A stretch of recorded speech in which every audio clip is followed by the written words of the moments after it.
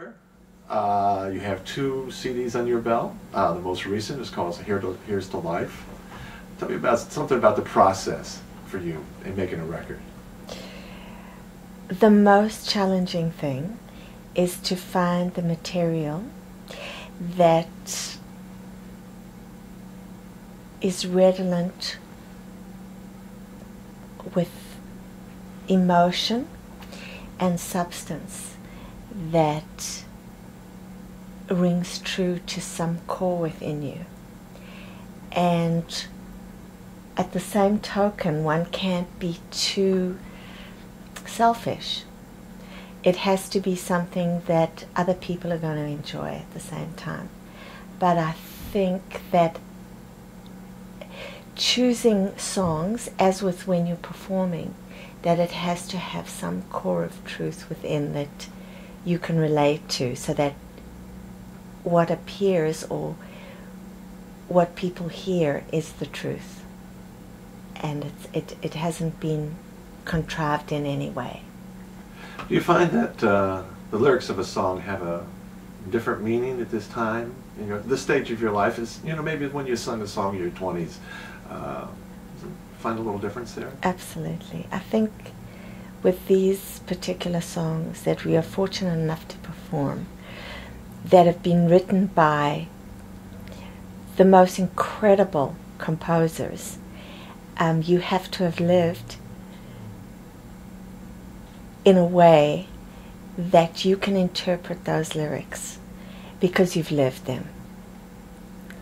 And there are many, many songs that have been written particularly for stage, and that the artistry of these composers is such that they take the book and then the songs actually forward the plot, so that if you know your stagecraft and if you know your theater, that you have to take those songs within the format of what has been written in the book, because those songs, particularly with phenomenal writers like Kurt Weill or Stephen Sondheim, they are so brilliant that those songs are incorporated into the book, so that if you take a song and sing it out of context from what the composer originally intended, you're not going to be singing or interpreting that song with what he intended or she intended. Now, do you set with the lyrics, let's put the melody totally aside. Mm-hmm. Do you sit and look at the mirror, at the lyrics and say to yourself, what is the story here? Absolutely. What am I going to tell people? Absolutely, because within that, if you get a song that has been brilliantly written, you have to know what the intent is of that particular song, and you have to know your motivations, your subtext for that, because if you're just going with the words on a page, the chances are that your interpretation is going to be somewhat shallow. So you have to understand the subtext of each song, what is being written, and how it relates to you. Particularly if you use like a method like Stanislavski or Uta Hagen, who have dealt with sense memory and knowledge of interpretation and that which is core and which is the truth, then you relate those lyrics to something that you've lived. Because audiences and listeners are really very intelligent, and they know when what you are singing is something that you have connected to and can bring them into that connection. And that's true, I think, with recording and with live performance.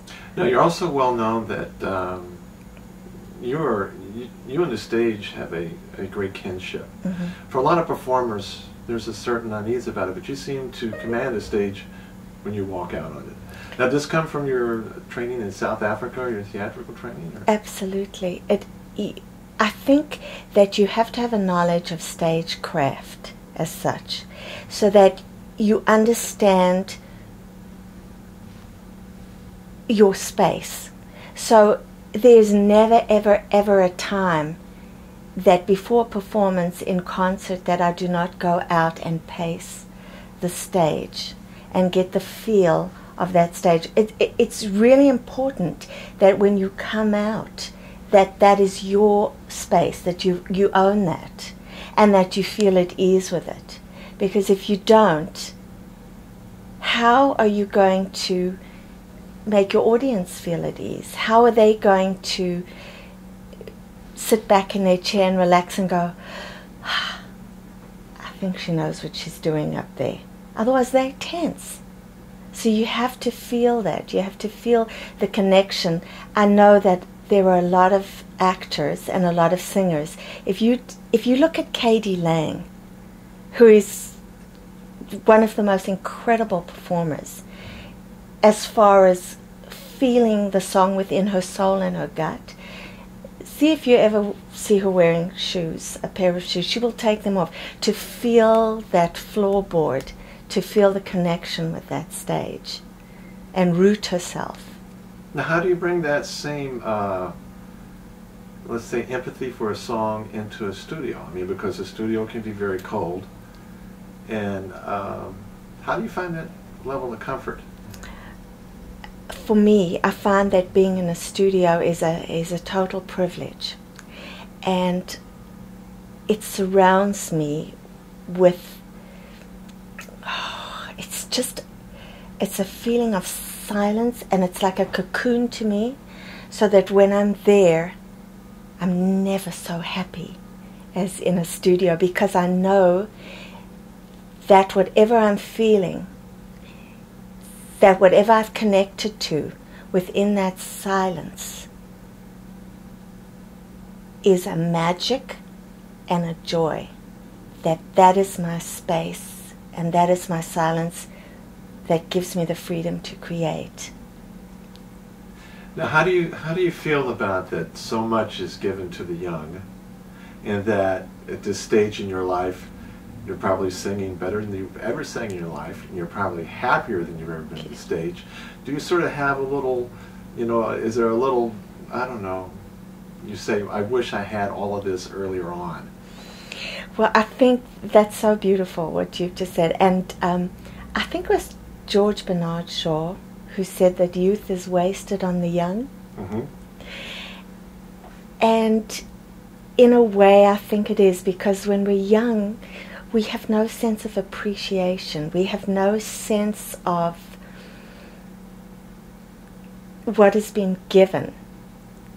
I think you learn and you earn and you understand what has been given. And I feel so fortunate that at this time in my life that my vocals are still as pristine as they were, and in fact better, from the help of and guidance of different people. And because I've never been fortunate enough to have formal training in vocals or voice. I was always by my parents veered away from that road, so I was never given the opportunity to study. So that when it comes to this time in my life, that I've had people who have been generous enough to give me guidance and help, and that the vocals or the voice is in pristine condition. I mean, wow, Thank you very much.